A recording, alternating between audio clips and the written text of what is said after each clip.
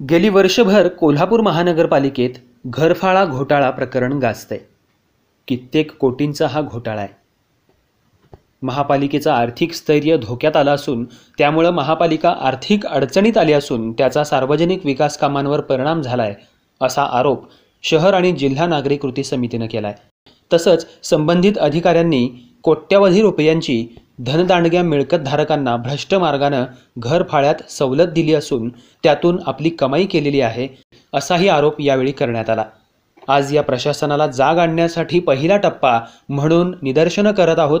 यातून प्रशासन जागं झालं नाही तर तीव्र आंदोलन आम्हाला करावं लागेल असा इशाराही देण्यात आला। यावेळी रमेश मोरे, अशोक पवार, भाऊ घोडके, चंद्रकांत पाटील, महेश जाधव, सुनीता पाटील, सुवर्णा मिठारे, विद्या पवार, पूजा पाटील, अनिता जाधव, सुजाता खराडे, संभाजी जगदाळे, रणजित पवार यांच्यासह कार्यकर्ते उपस्थित होते।